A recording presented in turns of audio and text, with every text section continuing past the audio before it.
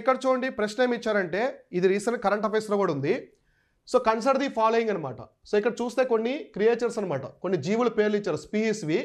So black necked crane, cheetah, flying స్క్వేరలు, అలానే snow leopard అనమాట.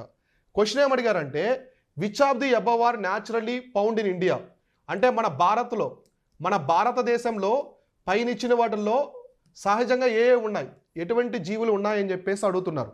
ఇక్కడ చూడండి బ్లాక్ నెక్డ్ క్రేన్ అనమాట. సో ఇది మన భారతదేశంలో ఉంది. మన భారతదేశంలో ఉండే జీవి ఈ బ్లాక్ నెక్డ్ క్రేను.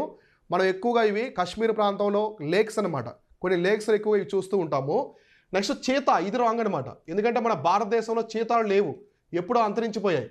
ఇప్పుడు చీతాలు మొత్తం కూడా మనం ఎక్కడి నుంచి తెచ్చామంటే సౌత్ ఆఫ్రికా, దక్షిణాఫ్రికా దేశం నుంచి, అలానే నమీబియా ఈ ప్రాంతం నుంచి మనం చీతాలను ఇంపోర్ట్ చేసుకున్నాం. కునో నేషనల్ పార్క్లో ఉన్నాయన్నమాట. కాబట్టి రెండు రాంగ్, కాబట్టి రెండున్న స్టేట్మెంట్ అన్ని రాంగ్ కొట్టేసేయండి. ఆన్సర్ వచ్చేసి 1, 3, 4 అనమాట. ఎందుకంటే ఫ్లయింగ్ స్క్వేరల్ ఉంది, స్నో లిపార్డ్ ఉంది. హిమాచల్ ప్రదేశ్ యొక్క జాతీయ జంతువే ఈ యొక్క ఏది స్నో లిపార్డ్ అనమాట. ఫ్లయింగ్ స్క్వేరల్ కూడా మనకి హిమాలయ ప్రాంతాలు ఎక్కువ కనిపిస్తూ ఉంటుంది. అర్థమైందా? కాబట్టి ఆన్సర్ వచ్చేసి ఇక్కడ 1, 3, 4 అనమాట. ఈ స్టేట్మెంట్ టైప్ ఆఫ్ క్వశ్చన్స్లో మీరు ఎలిమినేషన్ చేయండి. ఎలిమినేషన్ అనేది చాలా ఇంపార్టెంట్. నేను మీకు చాలాసార్లు చెప్పాను ఏమని, తప్పుగా ఉన్నది ముందు గుర్తించండి. ఏదైతే తప్పుగా ఉందో చూసి అది తప్పవగానే ఫస్ట్ ఆప్షన్స్కి వచ్చేయండి. ఇప్పుడు మీరు సెకండ్ చదవగానే ఆప్షన్స్కి వచ్చారనుకోండి, ఆన్సర్ వచ్చేస్తుంది. 3, 4 చదవాల్సిన అవసరం లేదు. ఇటువంటి లాజిక్స్ అనేది గుర్తుపెట్టుకోండి బాగా.